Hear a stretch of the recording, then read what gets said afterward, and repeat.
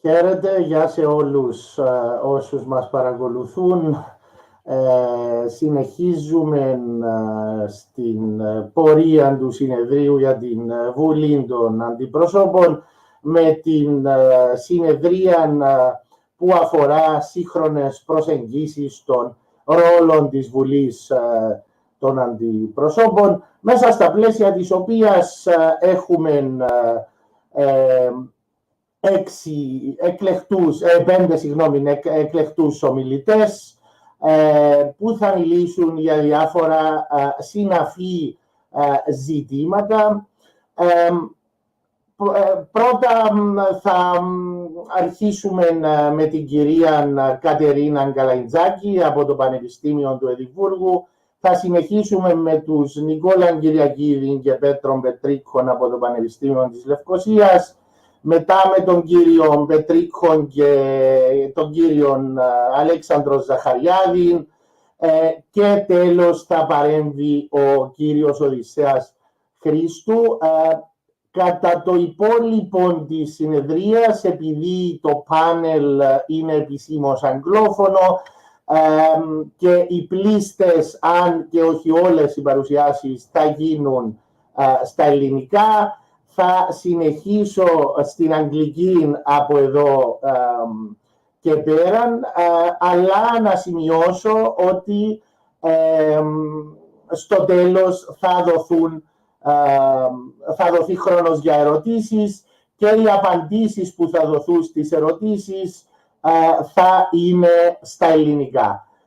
Πριν ξεχάσω εντελώς, είμαι ο Giorgos Charalambous, επίκουρος καθηγητής πολιτικής επιστήμης στο Πανεπιστήμιο Λευκωσίας. Ευελπιστώ σε μια επικοδομητική συζήτηση και δίνω το μικρόφωνο στην κυρία Katerina Kalaitzaki για να παρουσιάσει τη δουλειά της με τίτλο The role of the House of Representatives as a guardian of European values, the case of democracy, accountability, and the rule of law.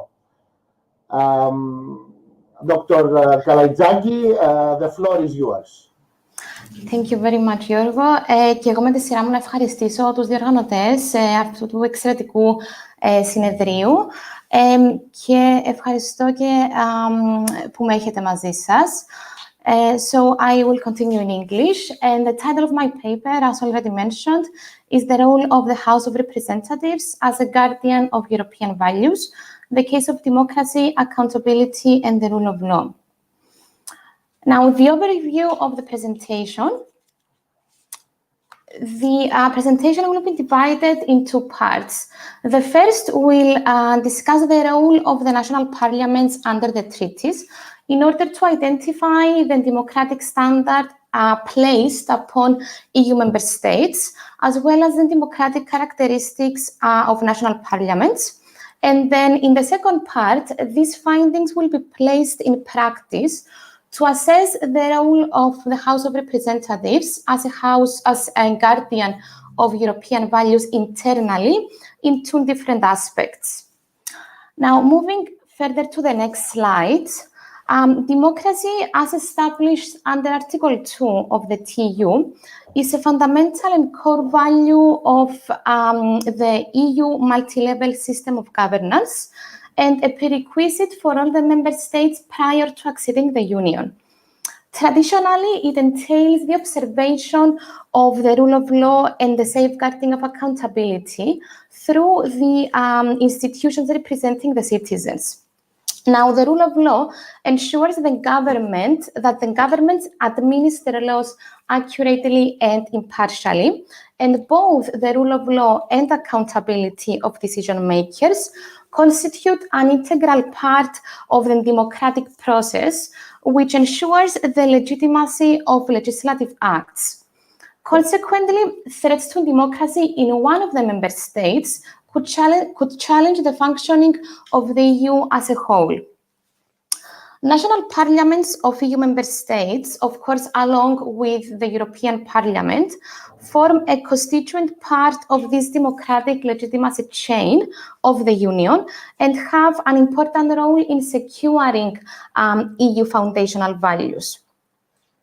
Now, more specifically, the democratic credentials of national parliaments and their contribution in the EU affairs is explicitly recognized under Article 12 of the TU, which allows national parliaments to get involved in the EU legislative process through engaging in subsidiarity and proportionality monitoring.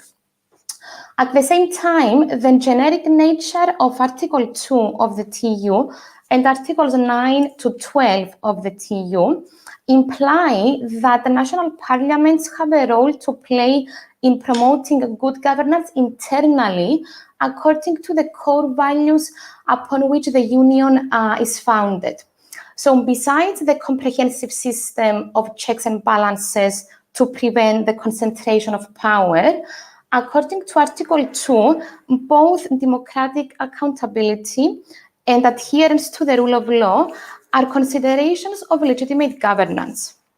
We can call this, for the purposes of this presentation, as the democratic standard, which is placed upon the member states, based on which parliamentary institutions must not only be representative and accessible, but also transparent, accountable, and effective for their performance and integrity. In fact, the EU can take action under Article 7 of the TU against any member state which breaches any of these core values or initiate infringement procedures as seen in recent examples against Hungary and Poland, of course in a different context. Lastly, an EU member state that does not respect the rule of law, even if it does not overtly breach EU legislation, can be considered as undermining the principle of sincere cooperation and mutual trust as established under Article 4, Paragraph 3. Moving further, we can therefore say that after the Treaty of Lisbon, the House of Representatives has a two-folded role to play in preserving EU values. The first one is through the direct involvement in the EU affairs and the decision-making processes, which is done through the monitoring of the subsidiarity and proportionality principles. Now, the second one is the indirect contribution through the implementation of the EU acquis nationally and the promotion of European values internally. More specifically, this internal role on which this presentation is focusing involves, firstly, the proposition, drafting, and implementation of laws, and secondly, the internal organization, construction, and pre-decision-making processes. Now, for both of these two internal duties that are identified, the democratic standard placed upon the member states must be followed, the democratic standard as identified in the previous slide.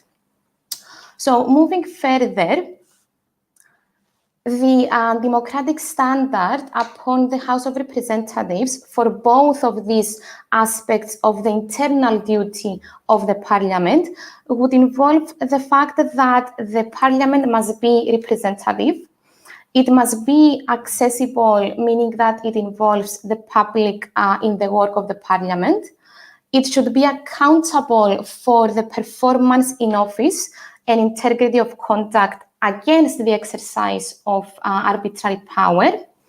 It should be transparent, and transparency is a key value of all decision-making and an essential part of ensuring both the overall legitimacy and the accountability mentioned before. And lastly, it must be effective, which involves the effectiveness of the Parliament's functions, including the active cooperation and involvement in European and international structures. So moving to the first part of the internal duties as recognized under EU law, in order to reflect to the post-accession framework, the fifth constitutional amendment aimed to facilitate the exercise of rights and obligations of the Republic of Cyprus as a member state of EU law. This amendment gave effect to Article 4, Paragraph 3, which is the sincere cooperation principle, as well as the principle of supremacy of EU law in the legislative processes of the House. As such, Article 179 recognizes the supremacy of EU law as established in Article 1A of the Constitution, and more importantly, Paragraph 2 provides that no law or decision of the House of Representatives shall in any way be inconsistent with any obligation imposed on Cyprus from the membership of the European Union. Therefore, EU law now has an intra-constitutional effect in the Cypriot legal order. So it forms an integral part of the Cypriot legal order, and no constitutional provision may invalidate any binding provision of EU law.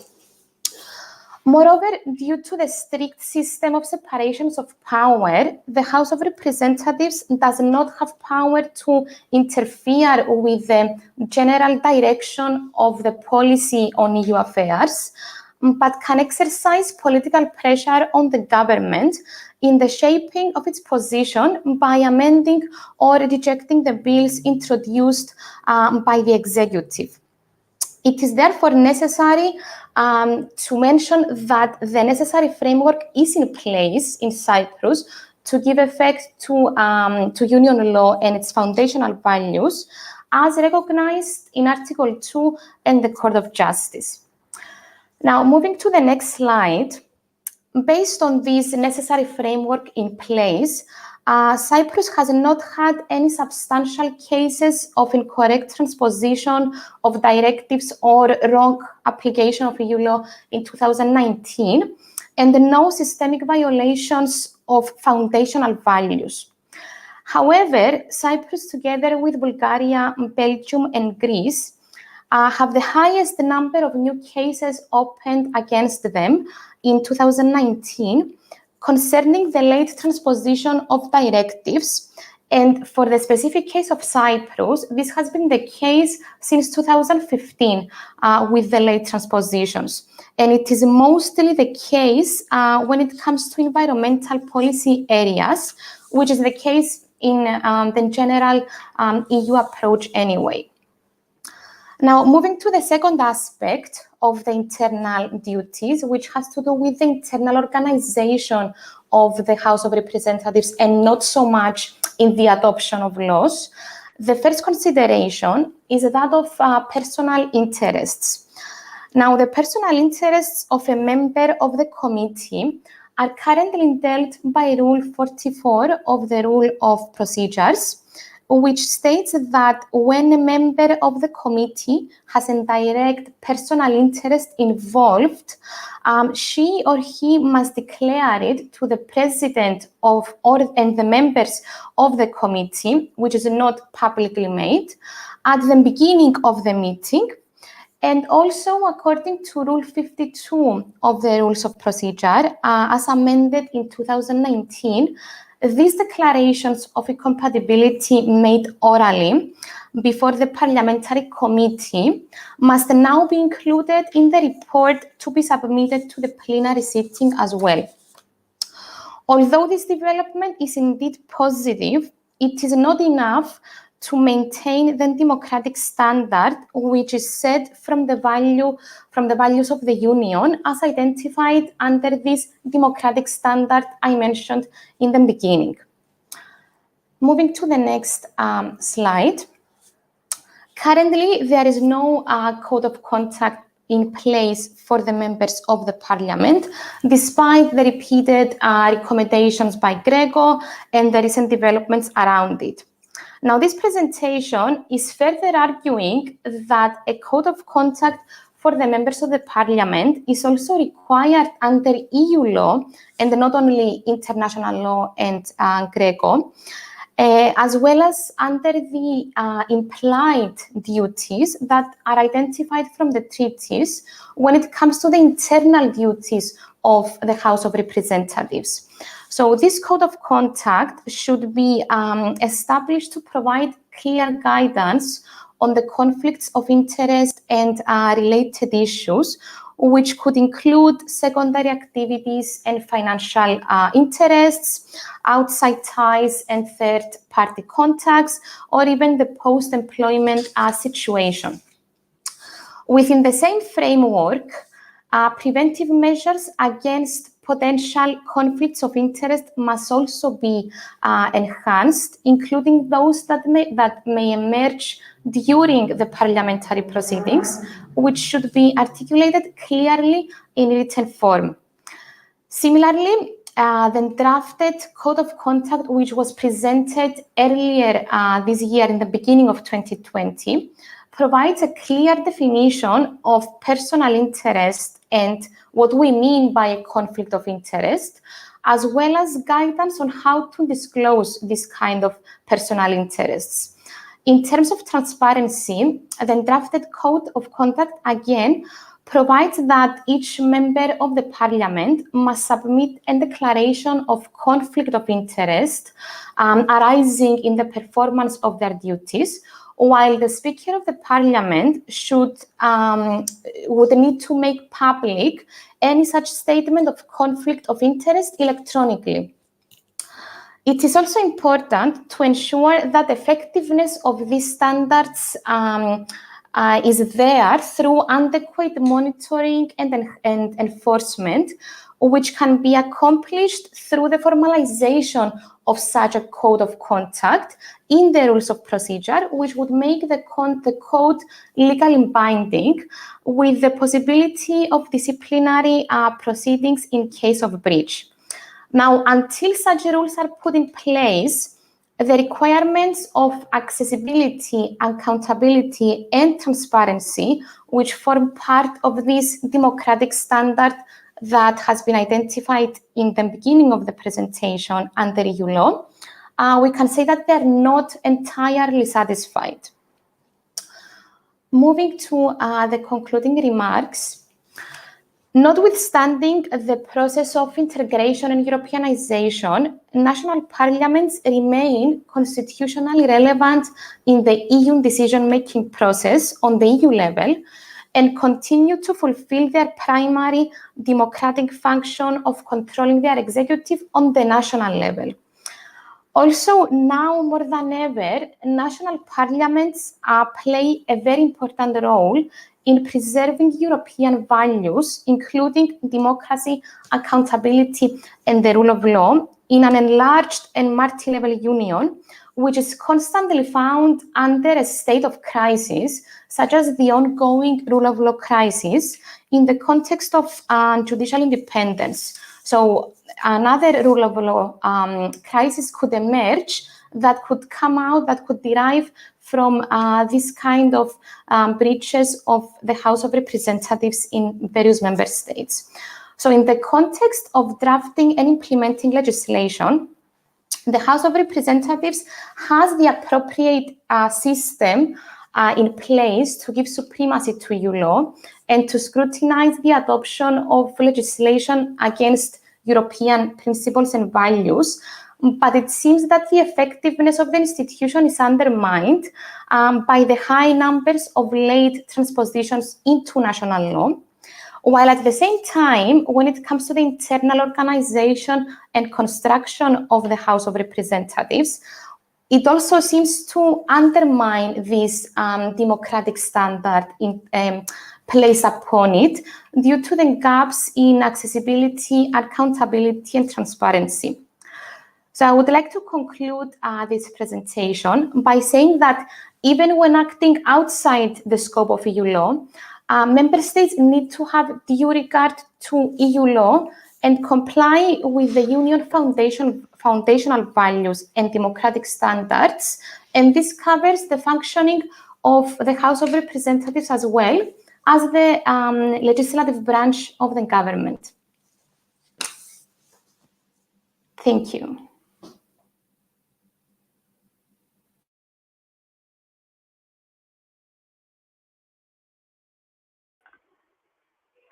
Giorgos, is to mute.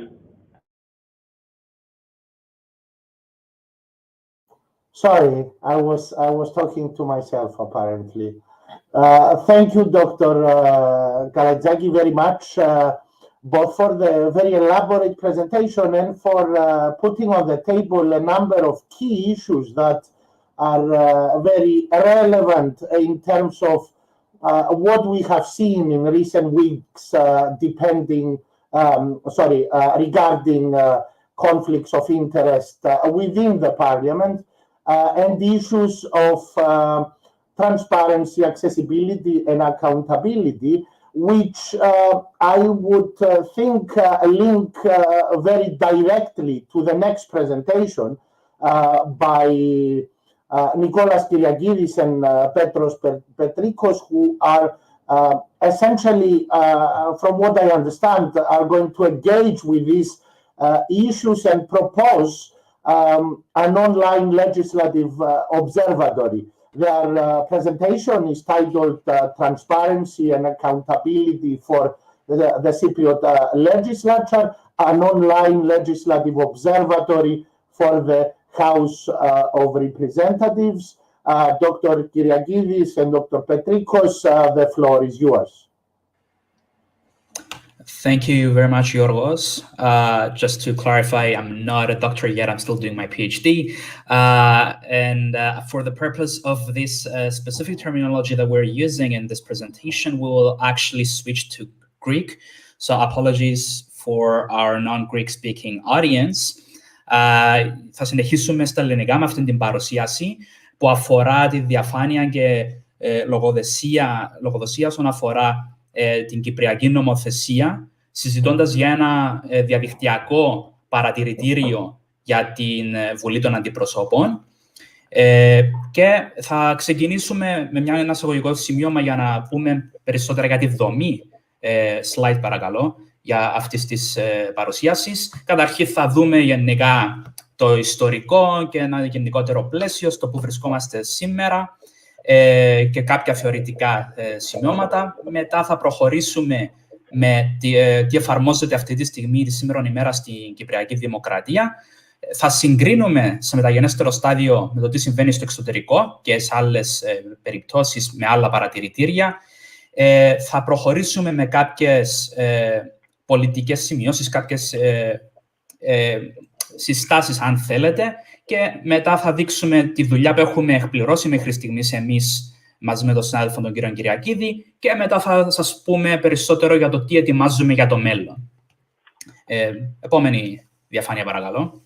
Και δίνω τον λόγο στον Νικόλα. Ευχαριστώ, Πετρό. Καταρχάς να πω ότι οδηγηθήκαμε σε αυτήν την ιδέα και την εισήγηση από πρακτικά προβλήματα που αντιμετωπίζουμε στην καθημερινότητα όσον αφορά την πρόσβαση των πολιτών στο Κοινοβούλιο. Προσωπικά, ασκώντας το επάγγελμα της δικηγορίας, έχω δεχτεί αρκετές φορές ερωτήσεις από πιθανούς πελάτες ή πελάτες είτε από την Κύπρο είτε από το εξωτερικό για το πού βρίσκονται σε ποιο στάδιο βρίσκονται διάφορες νομοθεσίες στο Κοινοβούλιο, και η απάντηση που τους λέω είναι ότι δεν ξέρω, διότι δεν υπάρχει εύκολη πρόσβαση, και αυτό που κάνω είναι είτε να επικοινωνώ με κάποιον κοινοβουλευτικό συνεργάτη ή με κάποιον άλλον τρόπο να προσπαθώ να βρω τι γίνεται στο Κοινοβούλιο. Το τι έγινε μέχρι στιγμής σχετικό στην Κύπρο, υπήρχε μέχρι τώρα το Βουλή Watch, όπου ήταν μια προσπάθεια που έγινε από το Συμβούλιο Νεολαίας και κάποια άλλα άτομα για να έρθει το Βουλή Watch που υπάρχει σαν πρωτοβουλία στην Ελλάδα να έρθει στην Κύπρο. Λειτουργήσε για μερικά χρόνια, σταμάτησε το 2018 λόγω έλλειψης χρηματοδότησης. Εμείς ουσιαστικά θέλουμε να εισηγηθούμε έναν διαδικτυακό παρατηρητήριο του Κοινοβουλίου, το οποίο να είναι σχετικό με το έργο που κάνει το Βουλή Watch στην Ελλάδα, αλλά και άλλες παρόμοιες πρωτοβουλίες διεθνώς, Και αυτό που εισηγούμαστε, η προσέγγιση που εισηγούμαστε είναι να υπάρχει η νομοπαρασκευαστική διαδικασία να είναι διαφανής και να χρησιμοποιούνται διάφορα εργαλεία όπως τεχνολογικά, κοινωνικά, πολιτικά και νομικά για να υπάρχει αυτή η διαφάνεια και η λογοδοσία στο Κοινοβούλιο. Άρα, οι στόχοι της εισήγησής μας είναι πρώτον να χρησιμοποιηθεί τεχνολογία για αυτόν τον σκοπό. Το δεύτερο είναι τα μέλη του Κοινοβουλίου να λογοδοτούν ουσιαστικά στους πολίτες που τους ψηφίζουν για το έργο που παράγουν. Κατά τρίτον, να υπάρχει αυτή η θετική πίεση από τους ενεργούς πολίτες για προώθηση της νομοθεσίας, είτε μέσω lobbying είτε με άλλους τρόπους. Και αυτά οδηγούν στην εισήγηση μας για τη δημιουργία ενός διαδικτυακού παρατηρητηρίου παρακολούθησης της νομοθεσίας, το οποίο να επιτρέπει στους πολίτες να βλέπουν τα διάφορα στάδια που βρίσκονται οι νομοθεσίες και το έργο που παράγουν οι βουλευτές. Επόμενο slide, παρακαλώ. Έχουμε δει άλλες παρόμοιες πρωτοβουλίες. Υπάρχει σε επίπεδο Ευρωπαϊκού Κοινοβουλίου το A, που στα γαλλικά σημαίνει Martin, όπου είναι μια πάρα πολύ εύχρηστη και περιεκτική πλατφόρμα που περιέχει όλα τα σχετικά με το έργο του Ευρωπαϊκού Κοινοβουλίου. Υπάρχουν και ακαδημαϊκές εισηγήσεις που έγιναν σε αυτόν τον τομέα, που ουσιαστικά προτείνουν τα εξής βήματα. Το πρώτο είναι να υπάρχει μια διαδραστικότητα, μια επικοινωνία μεταξύ της κοινωνίας και των θεσμών. Το δεύτερο είναι να καλυφθούν κενά όσον αφορά την ηλεκτρονική διακυβέρνηση. Το τρίτο είναι να χρησιμοποιηθεί μια διεπιστημονική προσέγγιση για αυτόν τον σκοπό. Και το τέταρτο είναι η σύγκριση με άλλες πρακτικές που υπάρχουν σε άλλες χώρες. Slide, παρακαλώ. Τώρα, όσον αφορά το τι γίνεται σε επίπεδο Κυπριακής Δημοκρατίας, είδαμε μετά το ξέσπασμα του COVID ότι υπήρξε μια βίαιη όθηση προς την τεχνολογία, είτε με συνέδρια διαδικτυακά, είτε με projects που προχώρησαν όπως η ηλεκτρονική δικαιοσύνη. Σε επίπεδο Κοινοβουλίου, κάναμε επαφές με τη Βουλή και με διάφορους λειτουργούς. Υπάρχει στο site της Βουλής η νομοθεσία μετά το 2020. Πριν το 2020 δεν υπάρχουν οι προτάσεις νόμου που εκκρεμούν. Και επίσης το interface του site της Βουλής δεν είναι ούτε εύκολο προς τον χρήστη, ούτε υπάρχει μηχανή αναζήτησης. Παράλληλα, είδαμε τον θεσμό της παράλληλης Βουλής, ο οποίος εξελίσσεται, και μάλιστα αυτή η εισήγηση για διαδικτυακών παρατηρητήριων ήταν και μία από τις εισηγήσεις της Επιτροπής Θεσμών Διαφάνειας και Δικαιοσύνης, στην οποία μετέχω.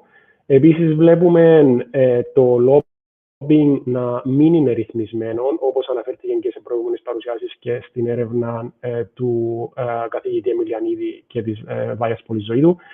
Είδαμε μάλιστα στο περιβόητο βίντεο του Al Jazeera του Οκτώβριου 2020, το οποίο θεωρητικά θα αποτελέσει ένα γεγονός για την Κυπριακή Δημοκρατία, το οποίο θα αναφέρεται για πολλά χρόνια, διότι ήταν ένα πολύ μεγάλο ταρακούνημα για τους θεσμούς στην Κύπρο, που έδειξε ότι το lobbying δεν είναι θεσμοθετημένο και υπάρχει αυτή η ανάγκη. Και γενικά βλέπουμε διάφορες πρωτοβουλίες που προσπαθούν και πιέζουν για διαφάνεια στους θεσμούς. Slide, παρακαλώ. Βλέπουμε όσον αφορά άλλες χώρες, υπάρχει το A σε επίπεδο Ευρωκοινοβουλίου, όπως προανέφερα, υπάρχει το SEMDOC, που η βάση του είναι στο Ηνωμένο Βασίλειο και είναι ένα παρατηρητήριο της Ευρωπαϊκής Ένωσης επίσης. Υπάρχει το διαδικτυακό παρατηρητήριο της Κρακοβίας. Υπάρχει επίσης έναν άλλο για χώρες της Λατινικής Αμερικής. Υπάρχει και το World Justice Project, όπου περιέχει μια μηχανή αναζήτησης για νομοθεσίες για διάφορες χώρες. Και προχωρώ εγώ στο τελευταίο μου slide. Ουσιαστικά, στην Ευρωπαϊκή Ένωση είναι πολύ δεδομένη αυτή η κουλτούρα της διαφάνειας στον τρόπο παραγωγής πολιτικής. Υπάρχει και το παρατηρητήριο, υπάρχει και το lobbying γίνεται με σωστών τρόπων και φαίνεται ότι αναγνωρίζεται ότι αυτή η συμμετοχή των πολιτών στον τρόπο παραγωγής πολιτικής είναι πολύ επωφελής και για τις επιχειρήσεις γενικά και για τους πολίτες και για την ποιότητα ζωής και για την ποιότητα ζωής εν γέννη. Και βλέπουμε επίσης ότι υπάρχει σύνδεση των διάφορων εργαλείων. Το A συνδέεται με το EU Transparency Register, το οποίο καταγράφει όλες τις επαφές που κάνουν οι policy makers με άλλους παίχτες. Και γενικά, με αυτήν τη γενική κουλτούρα που υπάρχει, μέσα από αυτήν τη γενική κουλτούρα που υπάρχει και έχουμε ερευνήσει σε επίπεδο Ευρωπαϊκής Ένωσης, θέλουμε και εμείς να εισηγηθούμε τη δημιουργία αυτού του διδακτικού παρατηρητηρίου. Πέτρο, συνεχίζεις από εδώ και πέρα. Ευχαριστώ, Νικόλα. Μετά θα ήθελα να μιλήσω λίγο για τις πολιτικές, τις εισηγήσεις και τις μεταρρυθμίσεις που προτείνουμε με βάση την έρευνά μας. Καταρχάς, θέλουμε, όπως έχουμε αναφέρει, να συμβάλλουμε στη δημιουργία αυτού του διαδικτυακού παρατηρητήριου για να προσφέρει τη βάση και ένα σωστό πλαίσιο για τη σωστή ηλεκτρονική διακυβέρνηση. Παράλληλα, θέλουμε να υπάρχει μια διαδραστική επικοινωνία μαζί με τους πολίτες και σαν παράδειγμα έχουμε το openingparliament.org, όπου ήδη είναι μια πλατφόρμα, σαν παράδειγμα που θέλουμε να δούμε τρόπους που ήδη οι πολίτες μπορούν να συμβάλλουν σε αυτή τη δραστηριότητα καταχωρώντας τις δικές τους εισηγήσεις. Θέλουμε να επαναφέρουμε projects όπως το Βουλή Watch, το οποίο βασίζεται πάνω στο ελληνικό μοντέλο για να ενισχύσουμε τη διαφάνεια και τη λογοδοσία, να προωθήσουμε συγκεκριμένες πρωτοβουλίες όπως την παράλληλη Βουλή, να προτείνουμε έναν καινούριο κώδικα δεοντολογίας, στον οποίο έχει αναφερθεί σε ένα σημείο και η κυρία Καλαϊτσάκη στο προηγούμενη παρουσίαση. Θέλουμε να ενισχύσουμε τη σωστή ενημέρωση και ευαισθητοποίηση πάνω σε διάφορες πολιτικές που μπορούμε να δούμε και μετά στη συζήτηση, ούτως ώστε να εξοικονομηθούν διάφοροι πόροι και από τα λεφτά του φορολογούμενου. Και τέλος, θέλουμε να προωθήσουμε τα νομοσχέδια που εκκρεμούν όσον αφορά το lobbying, τους whistleblowers και την ανεξάρτητη αρχή εναντίον της διαφθοράς. Η επόμενη διαφάνεια. Η δουλειά που έχουμε συμπληρώσει μέχρι στιγμής, ουσιαστικά έχουμε ήδη ξεκινήσει να στείλουμε μια διαδικτυακή πλατφόρμα που θέλουμε εν τέλει να μαζεύει πιο παλιά αλλά και πιο πρόσφατα νομοσχέδια τα οποία εκκρεμούν στη Βουλή, ούτως ώστε να είναι διαθέσιμα στο ευρύτερο κοινό. Είμαστε ήδη σε επικοινωνία με άλλους εξωτερικούς συνεργάτες όπως τη Βουλή Watch. Σε πιο πρακτικό επίπεδο, το Οξυγόνο, μη κυβερνητικός οργανισμός και η Xenox έχουν συνδιοργανώσει μαζί με το Cyprus Forum, όπου είναι ένα συνέδριο που ενισχύει το διάλογο και την επικοινωνία μεταξύ των πολιτών και των υπεύθυνων των πολιτικών που χαράζουν πολιτική. Επίσης, το Xenox Public Affairs είναι ένα startup το οποίο προωθεί διάφορες μορφές lobbying και παράλληλα θέλει να ενισχύσει το διάλογο μεταξύ προωθώντας βιώσιμες εισηγήσεις ως προς τη χάραξη πολιτικής. Και η επόμενη διαφάνεια, έτσι λίγο επιτροχάδι, η δουλειά που εκκρεμεί τώρα αυτή τη στιγμή που θέλουμε να κάνουμε και σε ερευνητικό αλλά και σε πρακτικό επίπεδο είναι να ενισχύσουμε την συνεργασία μεταξύ της κοινωνίας των πολιτών αλλά και των πολιτικών όσον αφορά τα οποιοδήποτε εκκρεμή νομοσχέδια. Παράλληλα, να προωθήσουμε και να δυναμώσουμε τις δομές που υπάρχουν μέχρι στιγμής όσον αφορά τον έλεγχο πάνω στην κοινοβουλευτική εξουσία. Παράλληλα, να μαζέψουμε επιπρόσθετα δεδομένα μέσω πάλι της έρευνάς μας για να εξετάσουμε κατά πόσο είναι έτοιμη η κυπριακή κοινωνία και οι σχετικές επιχειρήσεις να δεχτούν τέτοιο μοντέλο ηλεκτρονικής διακυβέρνησης. Και τέλος, θέλουμε να μαζέψουμε περισσότερα στοιχεία, μαζεύοντας τη γνώμη διάφορων πολιτών μέσω focus groups, ώστε να υλοποιήσουμε αυτές τις ιδέες και πρωτοβουλίες που έχουμε. Και στην τελευταία διαφάνεια θα δείτε διάφορες, είναι ουσιαστικά οι σημειώσεις που έχουμε όσον αφορά την έρευνα μας, τα διάφορα citations που έχουμε πάρει. Ευχαριστώ πολύ. Ευχαριστούμε πάρα πολύ για την παρουσίαση. Θα συνεχίσω να μιλώ στα αγγλικά. Όπως είπαμε προηγουμένως, επισήμως το συγκεκριμένο πάνελ είναι αγγλόφωνο. So, again, thank you for the very interesting presentation.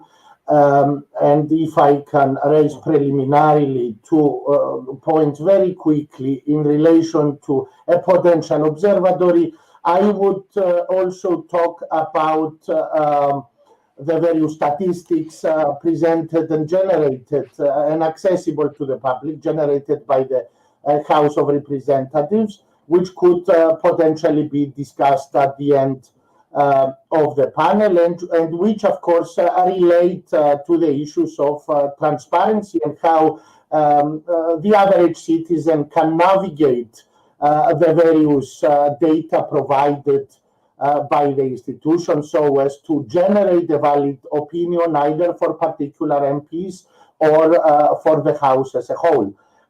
Continuing with the next presentation, I would like to invite to the floor again Petros Petrikos and Alexandros Zachariadis. Petros Petrikos from the University of Nicosia and Alexandros Zachariadis from the London School of Economics, to present their paper, Security, Strategy and Foreign Affairs, the Cypriot House of Representatives as a limited foreign policy actor. Petros and Alexandros, the floor is yours. Thank you very much, George, and thank you for this introduction. Our topic involves the security strategy and foreign affairs, as we've said, and we're examining the foreign policy aspect, but also the grand strategy of the Cypriot state by looking at the House of Representatives as the limited foreign policy actor. And to go on with this, slide please. I'm going to provide a very brief overview on the structure and the purpose that we are examining here. First and foremost, we are looking at some questions such as how could this House of Representatives contribute to meaningful foreign policy objectives? Then we're looking at the limitations that the House currently faces as a foreign policy actor. And to go on with the structure, we're looking at the theory and framework. We're looking very briefly the methodological elements and going through some examples, more empirical examples that we have in mind to aid our paradigm. And finally, we're looking at the further work and research that we are trying to put together, because I have to mention that this is at the very preliminary stages at the moment. And slide, please. Thank you. Theory and framework, we're essentially incorporating a foreign policy analysis framework, whereby in cohesion and in combination with the limited grand strategy that the Cypriot state and the House have, as a result of limited foreign policy, we want to take into consideration things outside the generic scope that we typically see when it comes to foreign policy and grand strategy. We don't want to be associating only with high politics, as they call it. So we don't want to be just focusing on security and things like the anti-secessionist policies that we see in conflict cases like Cyprus and conflict resolution, how will these things diffuse. We want to emphasize that grand strategy is not just these things, foreign policy and military, it's also a very holistic approach to international affairs. We want to be incorporating things like climate change, health, and these are known, fortunately or unfortunately, these are known as the lower politics section. So we want to start off by raising some awareness on these things, and to do this is to understand the Cypriot Parliament's position within this whole generic scope. Slide, please. And I would like to pass on to Alexandros to carry on with the theory. Thank you, Petros. Thank you, Giorgos, and thank you for having us in this amazing panel and in this conference. Now, given that this is not purely an international relations panel and or a foreign policy panel per se, I'd like to just briefly go over the theory that we will be using to make our case here. Now, grand strategy. Obviously, as with most concepts in the social sciences and in international relations, there's no clear-cut definition on what we can call a grand strategy. There is, though, a consensus of what the basis is, and that basis is that it deals with security, that it has to do with how a state will seek to achieve security for itself, and that it will encompass not just the foreign policy apparatus, not the diplomatic apparatuses, but also the armed forces as well. That is the minimal classic instruments that you would find in the traditional approaches to grand strategy by people like Barry Posen or Stephen Wald, that have a sort of minimalist interpretation of this term, that it is basically just a theory used by the state, crafted by a state to achieve security for itself. But in recent years, we have seen that the scope of grand strategy seems to be expanding. So John Lewis Gaddis, the Dean of Cold War Studies, as he's known, has argued that it might not just be related to security concerns, but also to the achievement of large ends within the international system. Next slide, please. And in a more recent work, Peter Trubowitz has argued that apart from the usual material goals that we have seen in grand strategic, in works on grand strategy that focus entirely on material gains or on material goals, Trubowitz, echoing a constructivist turn in international affairs, he has argued that it might not be material in nature. And that is a very interesting point, because when we're talking about small states, because there's an expansive literature of the past 20 years in which small and middle powers have been pursuing the change of norms in the international systems, or taking on board a specific issue and seeking to promote awareness for it. A clear-cut example is Malta's work on bringing about the United Nations Convention on the Law of the Sea. And more recently, we have work by approximately 40 to 43 islands across the globe that are facing huge climate threats because of the rise of the ocean levels. And they have advocated in extensive norm entrepreneurship when it comes to global climate change, which instinctively that is also linked to the concept of survival, which is paramount in international relations. Can we move to the next slide, please? Now, most of the classical work on grand strategy argues, and most of the classical theorists on grand strategy would argue that a small state cannot have a grand strategy. The idea is that because of its structural deficiencies, and because of its lack of capabilities in terms of power, in terms of military, in terms of the economy, it does not have space to concern itself with anything other than survival. However, what me and Petros seek to highlight in this paper is that survival might be the goal, but there might be an abundance of ways that one might think of to achieve that goal. In the sense, apart from the military and economic material, basis of building up military forces or building up the economy to achieve survival and to protect yourself in terms of external threats, there might be other ways in which one might achieve survival, or at least perceive that he's moving towards the achievement of that survival. Now, a recent work that we hope to learn a lot from by a Maltese scholar, is arguing that grand strategy can be any theory that is consciously pursued by policymakers across time, that it has a continuity, and that it's essentially ingrained as a policy paradigm within the foreign policy executive and societal and political actors across society. It is comprehensive in the sense that it tries to use all the available tools of statecraft at the disposal of the state to achieve that goal, and it is constructive rather than reactive, in the sense that the small state is not just reacting to the effects of being small within an international system dominated by great powers, but it's also seeking to plan ahead.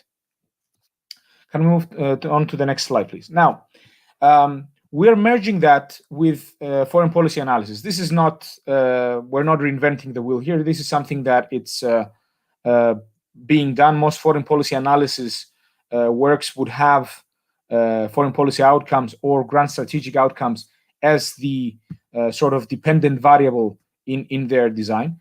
And just briefly, foreign policy analysis is a mid-range to short-range theory that seeks to explain particular foreign policy outcomes, which might be even be as small as a crisis, or seeks to account for specific foreign policies in certain periods of time that are usually no more than 30 to 40 years.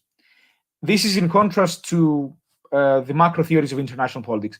Any student of international relations would have come across works like Waltz's Theory of International Politics or Mearsheimer's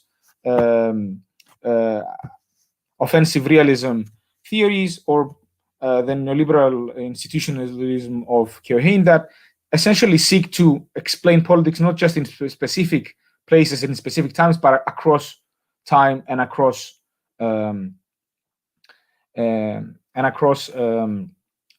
globe.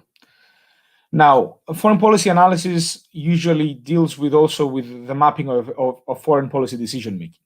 And in order to understand the context in which that decision-making process takes place, in order to understand the structure in which the agents are trying to pursue their interests and actually engaging in this decision-making, the starting point is the Constitution, especially when we're talking about a liberal democratic state like Cyprus, because the Constitution provides different political institutions with different powers in different realms.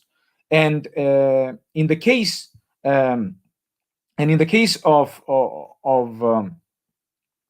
Cyprus, what we're basically focusing here in terms of the literature is the literature on political institutions, and especially on the proximity of the institution to the foreign policy executive.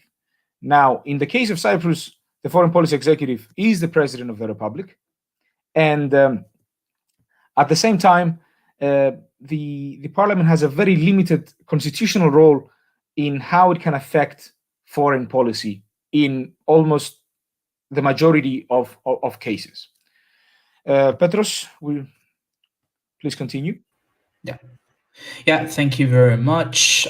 Slide, please. Based on this very helpful framework that Alexandros has provided, I just want to go through very briefly our methodology.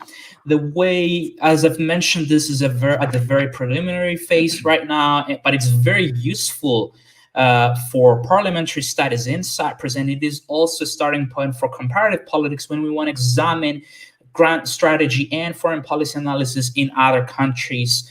Perhaps this would be maybe useful for other small states in the EU, but we're not really limited just to that. And our mission is to identify how and why the Cypriot House of Representatives is a limited foreign policy actor by examining its contributions to meaningful foreign policy objectives. And we do this by looking at semi-structured lead interviews, conducting foreign policy analysis, and then doing some content and discourse analysis. Slide, please. And we're running a bit short on time, so we're just going to go very briefly through this. Slide, please. Yes. Now, the main aspect of the Cypriot foreign policy focuses on previous slide, please. survival. So the Cypriot state wants to promote and ensure retain the authority of the Cypriot Republic, but at the same time to prevent recognition of the illegitimate so-called TRNC and to resolve the Cyprus dispute. Next slide, please. And I'm handing over to Alexandros. Yes. So why do we call the Cypriot Parliament limited and indirect? Well, it is limited because the Cypriot Constitution grants the prerogative to construct and execute foreign policy to the executive. The central role here is for the President and the Ministry of Foreign Affairs. Of course, legally, because the Constitution of 1960 is still legally in effect, there is the veto of the Turkish Cypriot Vice President, but the removal or the withdrawal better of Turkish Cypriots from government in 1963 essentially left the space completely vacant for the president. Now, in the event of a foreign policy crisis, for example, it is the prerogative of the president to decide whether and how much the parliament will be kept in the loop, or which members of the parliament will become, or at all become, members of the inner circle of that foreign policy executive that will deal with the crisis. And the indirect nature of the role of the parliament is that it does have some powers in affecting foreign policy. On the one hand, it has the legal ability to and the legal right to not ratify an international treaty, because any international treaty concluded by the executive has to be ratified by the parliament and become basically a law of the state. But we don't really have any case in which or at least that comes to my mind that this has been the case, that the executive has concluded an international treaty which was not ratified by the parliament. At the same time, the parliament has budgetary controls that affect foreign policy. It can decide the budget of the Ministry of Foreign Affairs. It can decide the budget of the Cypriot National Guard. And critically, also the executive does not control the parliament. For the executive to pass any law that is, or the budget per se, it will need a cross-party consensus that will also mean that it will have to bargain with other political actors apart from the ruling party. The next slide, please. And just because we're running short on time, this is basically all the parliamentary committees that refer to foreign policy, security, and so on, and also representation abroad of the parliament in Cyprus. And the next slide, please. This is just a visualization of thank you. This is just a very brief visualization. I'm sorry, I think there's probably a technical issue.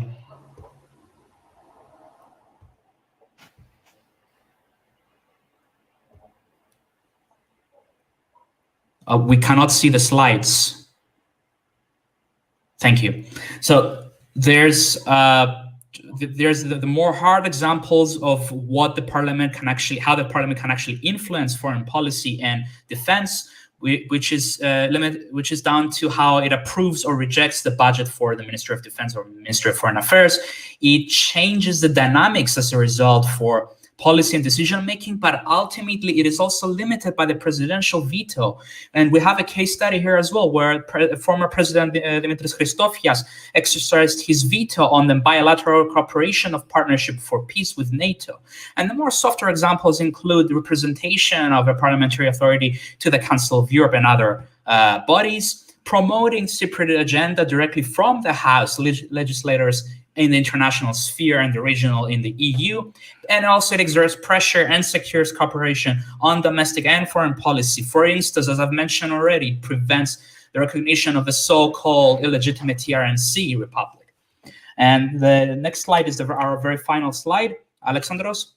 Yes, just to conclude with a more positive case study of how the indirect nature of the parliament might affect and benefit foreign policy, or become vital in foreign policy making. Between the 1990s and the early 2000s, EU accession became a focal point for Cypriot foreign policy, and I could argue that it could be considered a grand strategic goal, especially for a small state, and especially because of the nature and the exclusiveness of the EU club as an international organization. Now, EU membership was perceived primarily by political actors and society in general in Cyprus as a means to solve the Cyprus problem for a variety of reasons that we do not have the time to expand right now. But the parliament was key and vital to achieve that goal, because without the parliament, there would be no capability for the Cypriot state to actually vote for law and to harmonize Cypriot law and Cypriot standards with EU law and EU standards that are paramount and quintessential for any state to become part of the European Union, to even start thinking about becoming or applying for EU membership. So without the parliament, this key and vital foreign policy goal that has changed society and that has changed the outlook of Cypriot foreign policy would not have been achieved. Thank you very much for your time here and for having us. Thank you very much for the presentation. Because we don't have a lot of time, I won't comment at this point. We move directly forward with Odysseas Christou, assistant professor at the University of Nicosia, who will be speaking about executive legislative relations in a presidential system, the case of Cyprus in comparative perspective. Odysseas, we are all ears.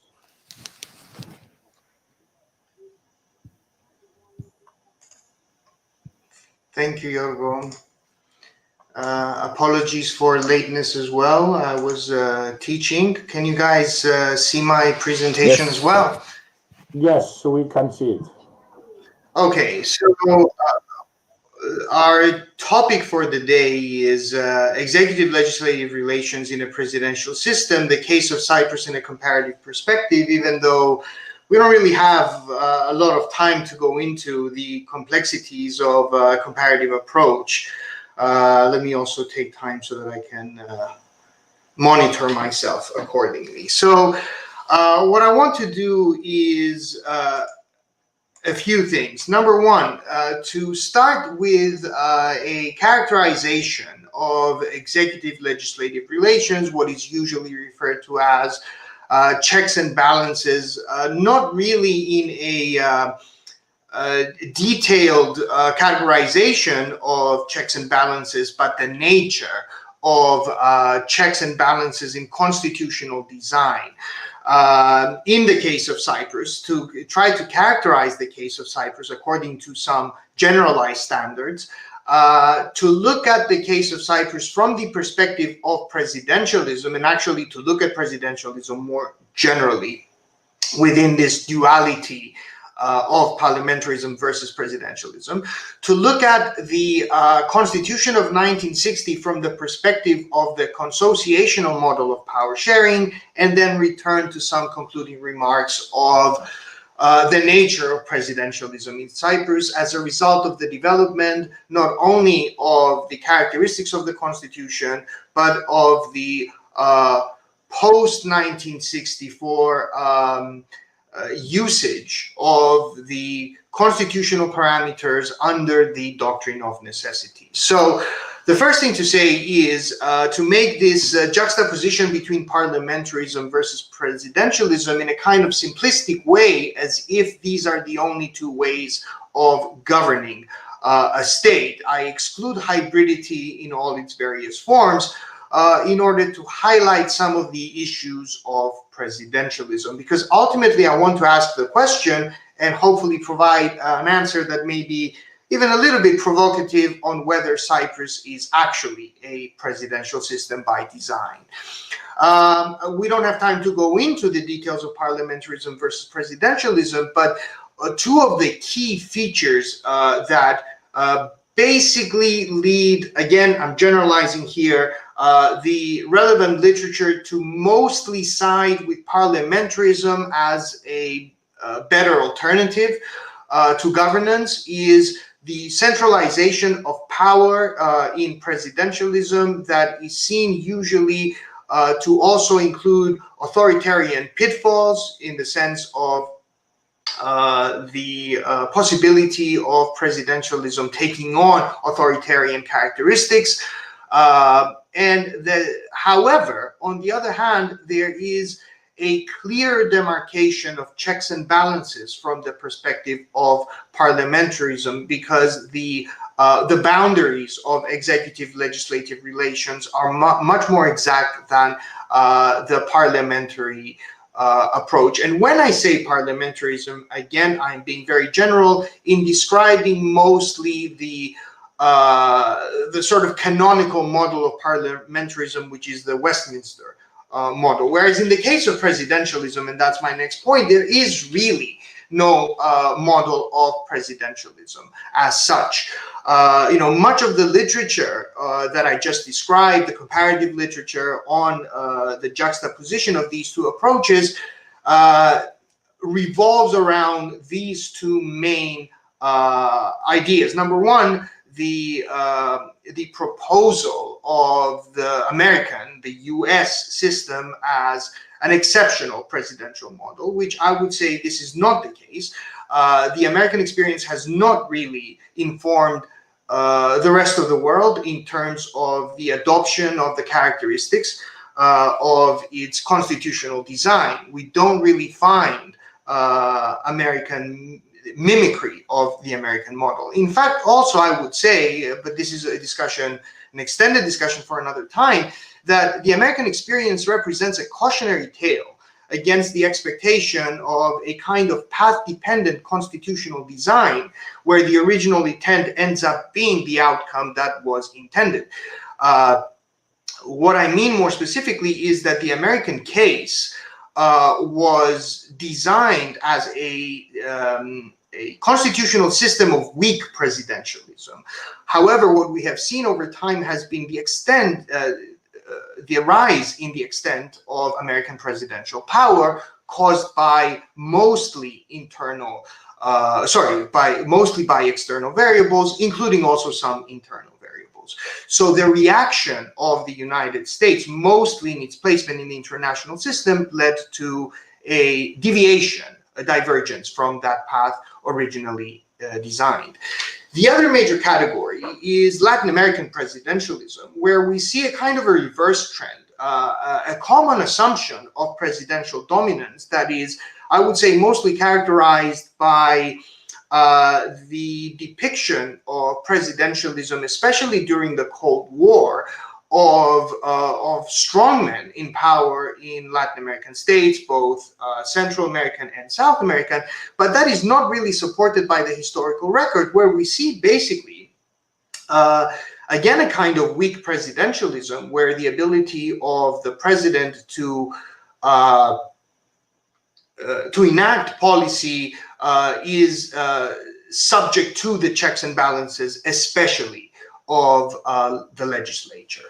So even though, to sum up, even though there is this understanding of presidentialism entailing a number of pitfalls, it is not necessarily the case that these have been experienced in practice, at least to the extent that is purported. I would say that mostly the argument for parliamentarism has to do with institutional performance, which is outside the scope of this discussion. The theoretical lens in which to situate this approach is that of Arend Leiphardt's consociationalism, which of course is something that predates in application. Ideas of power sharing obviously predate the establishment of the Republic of Cyprus, and to the extent that we know, consociationalism did not really inform the creation of the Republic, the Constitution of Cyprus, and also the full-fledged idea of consociationalism that I present here actually came after the establishment of the Republic in the 1980s, and later on with additional contributions to the relevant literature. As stipulated by Leiphart, consociationalism as a constitutional model of power sharing must include 4 fundamental characteristics. And all of these fundamental characteristics are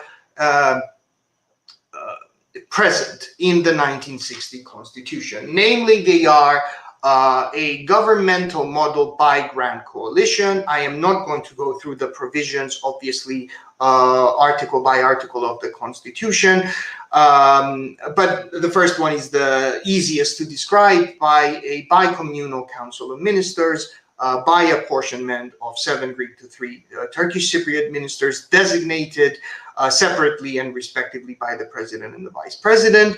The second characteristic is the presence of the mutual veto, which we see in actually elaborated in a number of ways that I summarize here as the separate veto powers of the president and the vice president over a variety of processes, including the decision-making of the Council of Ministers, including the decision-making of the legislature on issues of foreign affairs, defense, or security. The third is the existence, the presence of mechanisms of proportionality in those pillars of society that necessitate the creation of power-sharing structures. In this case, the 2 communities, the Greek Cypriot and the Turkish Cypriot, which we see expressed in a variety of ways. And we know from the historical records that it's these 2 final fundamental characteristics that were most prominently problematic in the brief history of the application of this constitutional order. So we see it in the composition of the House of Representatives, its committee structure, public service appointments, the composition of the armed forces and its function, the composition and function of the judiciary, and of course the seminal issue of the separate municipalities. And the fourth is, like I said, these 2 tend to go together in the historical experience of Cyprus, even though they are the 2 less important for the theoretical model: the issue of segmental autonomy, which we see in the creation of the communal chambers, the assumption and reservation of legislative power to the chambers in a variety of areas, including the separate specification on the area of education, as well as the territorial segmentation of armed forces. So if we may summarize what is a very complicated process in one slide, it would be that the Constitution of 1960 conforms to a great degree to the consociational model. Now, the important thing is that Leiphart himself, years afterwards, also conceded that it's not the absence or presence of those fundamental characteristics that will actually lead to the success or failure of a consociational power-sharing model, but the presence or absence of a variety of facilitating conditions. And many of the detractors of Leiphart have focused on these conditions of favorability for the success of a model. And for the sake of being brief, I will say that with minor exceptions, for example, the fact that in accordance with the model, a smaller size in terms of population, in terms of the structure of a country, so not just the territorial size, but also demographic size, smaller is better. Smaller is more likely to lead to a successful implementation of such a power-sharing model. Other than that, most of these are absent in the case of Cyprus. So if one of our fundamental questions, which is not for me, but if it is to ask whether consociationalism had a chance of success in the case of Cyprus, the answer, the brief answer at least, would be that the favorable conditions were simply not there. Why is this important to ask? I think it's of vital importance because this is not just a review of the presence or absence of constitutional provisions in a historical sense, but we've seen that all of conflict resolution attempts from the Gallo Plaza report to the Annan plan to Crans-Montana or anything that is likely to occur in the future is almost certain to be within the framework of this type of constitutional design, if not the specifics of this constitutional design. So I would like to conclude by asking, like I said, what possibly might be regarded as a somewhat controversial question: is the Republic of Cyprus a presidential model? I think the answer to this actually depends. It's not as easy as it might be. I would say by design, and when I say by design, I mean the principles inherent in the Constitution of 1960, the answer would be kind of, but not really. Well, Cyprus is obviously a presidential system in the sense that the head of state is the head of government. So it's not a nominally presidential system, but a functionally presidential system. However, if we were to prioritize or to evaluate the prioritization between the presidentialism of the system and the power-sharing design of the system, I would say that the presidential attributes were clearly subservient to the power-sharing mechanism. So what we're actually seeing is a sui generis dual executive system that is atypical of other types of dual executives, say, for example, French semi-presidentialism, and especially in cohabitation in the past, but actually typical of, again, power-sharing characteristics, conflict resolution arrangements. So Cyprus has obviously more in common with Lebanon, with Bosnia, with the Good Friday agreements, than any other type of alteration of power between a dual executives, which in this case would be the vice president, or sharing of power between the president and the vice president. Under the doctrine of necessity, the post-1964 constitutional order, well, the answer is definitely. The Republic of Cyprus today is in fact categorized by most in the relevant literature as strong presidentialism. What this means for executive-legislative relations is that, number one, they lack their original design, because the original design of checks and balances was not in terms of the entrenchment of a strong presidential system, but because of a power-sharing arrangement, and as a result, they also lack the original intent. I will stop there. I think I've exceeded my time. So thank you very much. Thank you very much, Odysseas.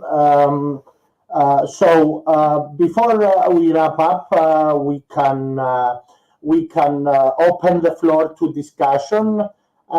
Let me go through the various comments that have been submitted so far in the comment section. First, Georgia Elena Zoe is commenting on how sometimes perhaps there's a misinterpretation of what lobbying really is. I could add to this that something that personally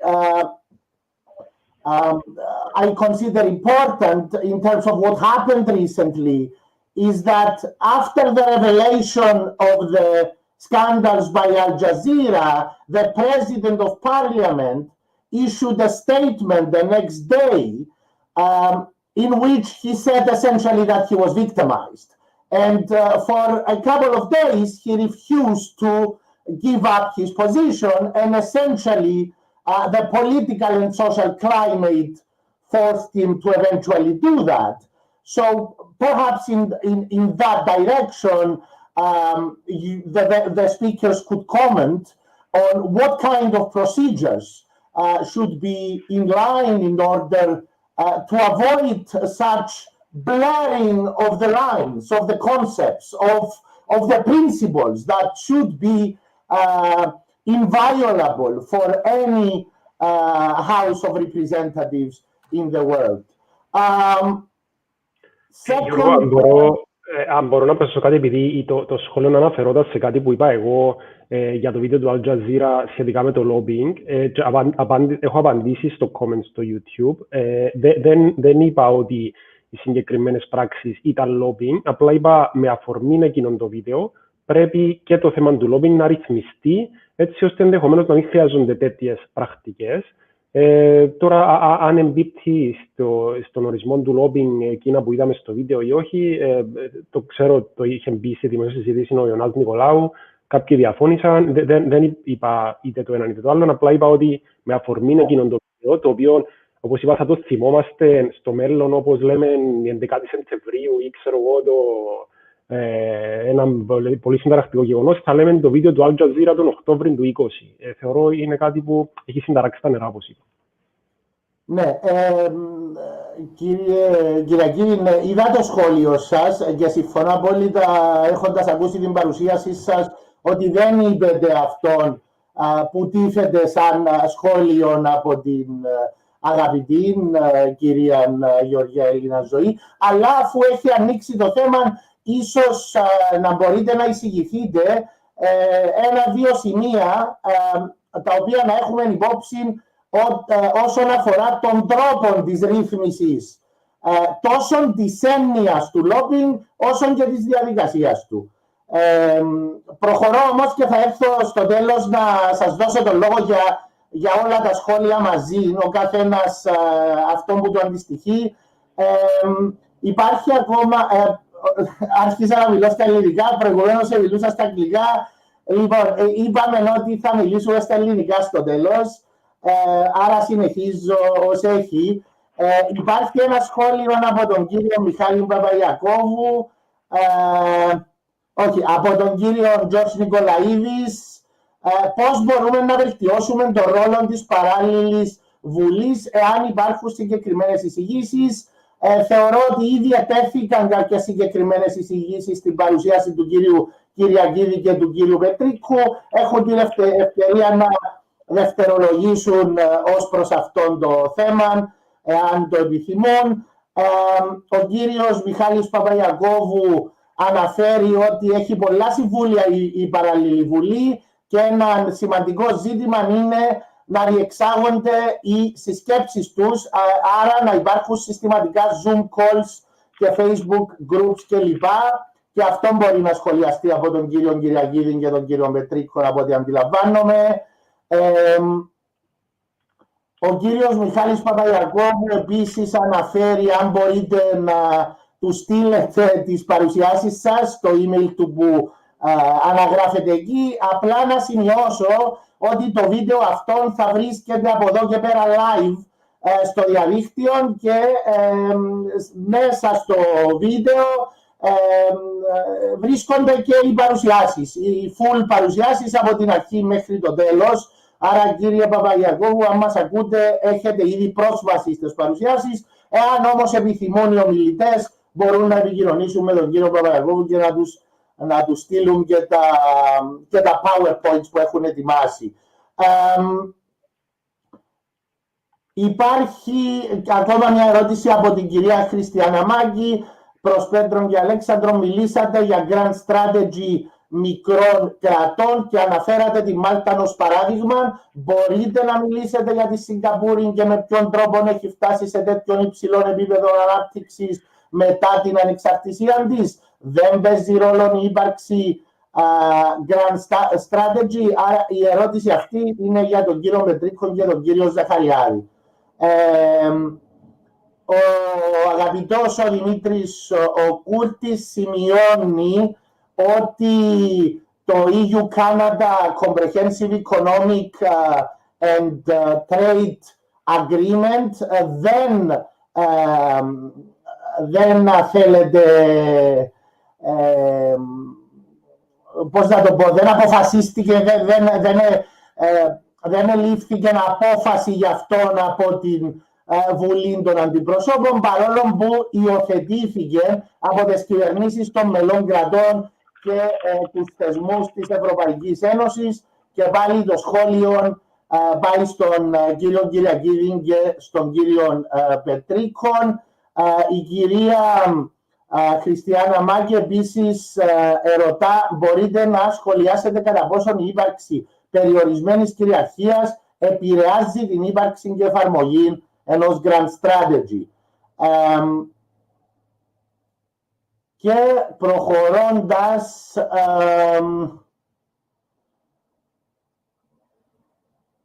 ερώτηση στον κύριο Kyriakide από τη Γεωργία Ελλήνα Ζωή. Η ρύθμιση του lobbying δεν θα μπορούσε να έχει αποτρέψει το σκάνδαλο γιατί δεν είχε καμία σχέση με lobbying. Εντάξει, το έχουμε εν μέρει καλύψει αυτό, θα επανέλθετε σύντομα. Νομίζω δεν υπάρχουν άλλα σχόλια και ερωτήσεις. Να αρχίσουμε με τον κύριο Πετρίκο και τον κύριο Kyriakide και μετά να προχωρήσουμε στον κύριο Πετρίκο και τον κύριο Ζαχαριάδη. Εν τω μεταξύ, αν έρθουν άλλα σχόλια, θα διακόψω μετά για να τα καλύψουμε και εκεί. Απλά πολύ σύντομα να πω ότι οι εισηγήσεις για το πώς μπορεί να θεσμοθετηθεί το lobbying πρέπει να κοιτάξουμε άλλες χώρες οι οποίες το έχουν επιτύχει. Όπως είπα, σε επίπεδο Ευρωπαϊκής Ένωσης υπάρχει το Code of Conduct, υπάρχει registry όπου καταγράφονται όλες οι συναντήσεις. Τώρα αυτό που λέει η κυρία Ελλήνα Ζωή, πιθανότατα να μην μπορούσε να αποτρεπτεί όντως. Όμως, αν το lobbying τώρα είναι εντελώς, δεν είναι καθόλου θεσμοθετημένο, άρα υπάρχει μια κουλτούρα ότι όλα επιτρέπονται, ότι δεν απαγορεύεται, επιτρέπεται. Άρα, αν υπήρχε όμως μια θεσμοθέτηση, ενδεχομένως να υπήρχε και η κουλτούρα για να μην γίνονται τέτοιες συναντήσεις όπως αυτές που είδαμε στο βίντεο. Αλλά συμφωνώ ότι μόνο και μόνο με τη ρύθμιση του lobbying δεν είμαστε βέβαιοι ότι θα μπορούσε να μην συμβεί. Είχε ακόμη ένα σχόλιο που έπρεπε να απαντήσω εγώ. Τι ήταν? Ναι, οι ερωτήσεις για την παράλληλη βουλή, το πάνελ αμέσως μετά από αυτό το οποίο συντονίζω εγώ, οι πρώτες δύο παρουσιάσεις αφορούν την παράλληλη βουλή, οπότε έχω αναφέρει και στο chat ότι μπορούν να τα παρακολουθήσουν όσοι ενδιαφέρονται για την παράλληλη βουλή. Μάλιστα, ευχαριστούμε. Ο κύριος Ζαχαριάδης και ο κύριος Πετρίκος. Ναι, βασικά επειδή το συγκεκριμένο σχόλιο αναφέρθηκε συγκεκριμένα στη Σιγκαπούρη. Η Σιγκαπούρη είναι ένα ιδιαίτερο παράδειγμα, αν και δεν είμαι ο καθήλυν αρμόδιος για θέματα Νοτιοανατολικής Ασίας. Αλλά ναι, στην περίπτωση της Σιγκαπούρης είναι μια από τις περιπτώσεις οι οποίες πρέπει να εξεταστεί ενδελεχώς, γιατί η δική μου αντίληψη είναι ότι όντως υπήρχε ύπαρξη στρατηγικής υψηλού επίπεδου. Διότι η Σιγκαπούρη, όταν αποπέμφθηκε το 1965 από την Ομοσπονδία της Μαλαισίας, υπό την καθοδήγηση του Λι Κουάν Ιου, κατάφερε να εκμεταλλευτεί την παγκοσμιοποίηση σε ένα σημαντικό βαθμό με το να κάνει το κράτος έναν παγκόσμιο κέντρο logistics, το οποίο συνέβαλε στην ανάπτυξη και με την δημιουργία νέων τεχνολογιών επέτρεψε ταυτοχρόνως σε συνδυασμό με το ότι πρόσφερε το logistical service στο να κάνει attract μια σειρά από άλλα services, τα οποία κατ' επέκταση έδωσαν τη δυνατότητα στο κράτος να επενδύσει αμυντικά, αλλά ταυτοχρόνως υπήρχε και μια διπλωματία η οποία εντάσσεται στο κομμάτι του hedging. Δηλαδή, η Σιγκαπούρη ήταν πάρα πολύ προσεκτική από τη μία να μην τεθεί αντιμέτωπη με την Κίνα στην περιοχή της, αλλά ταυτοχρόνως και για σκοπούς ανάπτυξης κιόλας να είναι φύλλα προσκύμενη προς τις ΗΠΑ. Ξανά δεν είμαι ο καθήλυνα αρμόδιος για το κατά πόσο μπορεί να χαρακτηριστεί στρατηγική υψηλού επίπεδου η Σιγκαπούρη. Η δική μου αντίληψη είναι πως είναι, αλλά είναι ένα εξαιρετικό παράδειγμα για το πώς κατάφερε το μικρό κράτος να εκμεταλλευτεί την παγκοσμιοποίηση αντί να την έχει ενάντια της. Κύριε Πετρίκο, θέλετε να συμπληρώσετε? Πιστεύω ότι ο φίλος Αλέξανδρος με έχει ήδη καλύψει. Θα ήθελα να πω και εγώ ότι δυστυχώς η Σιγκαπούρη δεν είναι το αντικείμενό μου. Επικεντρώνουμε κυρίως πάνω στην Ευρωπαϊκή Ένωση και στην Μέση Ανατολή. Αλλά κυρίως συμφωνώ και θα ήθελα να επισημάνω ότι για να αναπτυχθεί τέτοιου είδους στρατηγική γενικά όσον αφορά τον Grand Strategy, πρέπει, όπως είπαμε και στην παρουσίαση, να εξετάσουμε σημεία πέραν της εξωτερικής πολιτικής και της άμυνας. Πρέπει να δούμε και άλλα θέματα τα οποία είναι πολυδιάστατα. Αυτό βασικά. Ευχαριστώ. Απλά να συμπληρώσω, ελπίζω να βοηθάμε κάποιον τρόπο, ότι για να κατανοήσουμε ίσως τον ρόλο της Βουλής των Αντιπροσώπων σε σχέση με την εξωτερική πολιτική, θα πρέπει να τον αντιπαραβάλλουμε με αυτών άλλων κοινοβουλίων. Πάλι σε σχέση με την εξωτερική πολιτική και μάλιστα κοινοβουλίων σε διαφόρων ειδών πολιτιακά συστήματα, κοινοβουλευτικά, προεδρικά κλπ. Το οποίο με φέρνει και σε έναν τελευταίο ερώτημα, αφού δεν βλέπω να υπάρχουν άλλα σχόλια και ερωτήματα, θα εκμεταλλευτώ την εξουσία μου σαν πρόεδρος της συγκεκριμένου πάνελ να ρωτήσω τον κύριο Christou. Φυσικά προφανώς είναι τεράστια βιβλιογραφία για το θέμα, αλλά να τον ρωτήσω εάν θεωρεί ότι με βάση τα ιστορικά δεδομένα που έχουμε μπροστά μας στην περίπτωση της Κύπρου, θα ήταν πιο δόκιμο έναν κοινοβουλευτικό σύστημα παρά έναν προεδρικό. Γιώργο μου, δεν έχουμε χρόνο για το ερώτημα, θεωρώ, αλλά νομίζω ότι τούτον είναι το μεγάλο διακύβευμα όσον αφορά την επίτευξη ενός μοντέλου το οποίο να έχει κάποιους στόχους οι οποίοι πρωτίστως να είναι στόχοι conflict resolution, να είναι στόχοι power sharing. Δηλαδή, θεωρώ ότι, όπως είπες, η τεράστια βιβλιογραφία, εάν την ακολουθήσουμε, περισσότερον έναν μόνο σημείο, σε ένα μόνο σημείο σταθικά, στο ότι συνήθως καταπιάνεται με το ζήτημα ή καταλήγει στο ζήτημα, μεταγενέστερη δουλειά του Life Party, όλων αυτών των μεγάλων debate, of institutional performance, δηλαδή ποιος συνταγματικός σχεδιασμός, δηλαδή από τον καιρό του Σαρτόρι αυτό ήταν το μεγάλο ερώτημα, ποιος σχεδιασμός θα οδηγήσει στα καλύτερα αποτελέσματα. Όταν το ζητούμενο είναι power sharing, τότε οτιδήποτε άλλο έρχεται ως δευτερεύον. Άρα δεν θεωρώ ότι μπορούμε να πάμε σε ένα μοντέλο το οποίο θα αποκλίνει σε μεγάλο βαθμό από αυτόν το μοντέλο, όχι λόγω αποτελεσματικότητας, αλλά λόγω αυτής της ιεράρχησης των προτεραιοτήτων μας. Γιώργο, έχω ένα λεπτό να κάνω εγώ μια ερώτηση.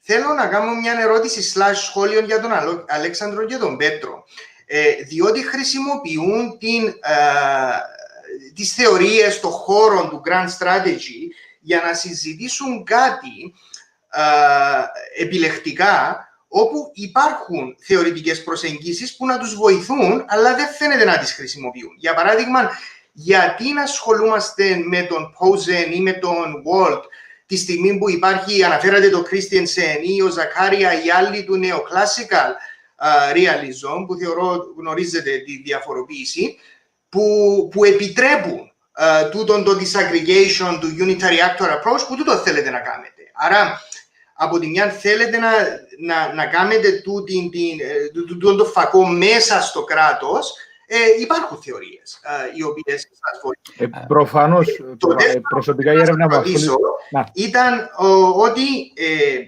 ίσως η διατύπωση του case study, του accession, να μην σας βοηθάει ιδιαίτερα. Διότι αν φτάνει σε κάποιο συμπέρασμα ότι το κοινοβούλιο λειτουργήσε ως κοινοβούλιο, τούτο δεν ξέρω μας τίποτε ιδιαίτερο για το μοντέλο το οποίο προωθείται, πέραν του ότι το κοινοβούλιο λειτουργήσε ως κοινοβούλιο. Δηλαδή, τούτο που είπε ο Γιώργος πριν για την συσχέτιση με άλλες περιπτώσεις, θεωρώ πολύ πιο ωφέλιμο, έτσι ώστε να γίνεται comparison με άλλες περιπτώσεις παρά με τον ρόλο του κοινοβουλίου, όπου κάποιος μπορεί να πει ναι, αν δεν είχε κοινοβούλιο, θα γίνεται το πράγμα. Ναι, αφού τούτος είναι ο βασικός του ρόλος. Να απαντήσω στο πρώτο σημείο. Προσωπικά, επειδή η έρευνα μου... Πολύ σύντομα. Προσωπικά, επειδή η έρευνα μου ασχολείται με τον νεοκλασικό ρεαλισμό, η διδακτορική μου έρευνα, κατά κύριο λόγο. Απλά το συγκεκριμένο paper, ο στόχος είναι από τη μία να δείξουμε ότι το concept του Grand Strategy μπορεί να επεκταθεί κατά κάποιον τρόπο και πέρα από τις μεγάλες δυνάμεις, διότι υπάρχει και το γενικότερο push για τον Global IR, ας πούμε, αυτή τη στιγμή, το οποίο απλά θέλουν να βάλουν μέσα θεωρίες από την Ινδία, από την Κίνα, αλλά ταυτοχρόνως πόσο global θα είναι το IR, χωρίς να επανασκεφτούμε τα concept μας για να συμπεριλάβουμε και την πλειονότητα των κρατών που υπάρχουν, τα οποία είναι μικρά κράτη. Τώρα το τελευταίο κομμάτι για το accession, αντιλαμβάνομαι το point το οποίο θέτεις.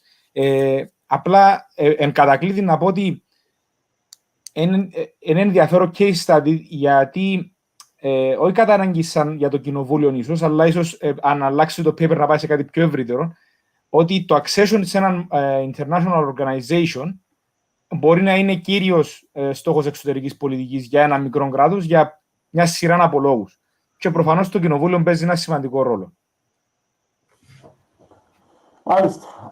Ευχαριστώ όλους τους ομιλητές ιδιαιτέρως και όλους όσους μας έχουν παρακολουθήσει και εκ των προτέρων όσους θα μας παρακολουθήσουν. Ήταν μια ωφέλιμη και επικοδομητική, ελπίζω για όλους, συζήτηση. Θα συνεχίσει το συνέδριο με το επόμενο πάνελ που από ό,τι είδαμε θα ασχοληθεί μεταξύ άλλων και με την παράλληλη Βουλή για όσους ενδιαφέρονται. Καλόν υπόλοιπο σε όλους.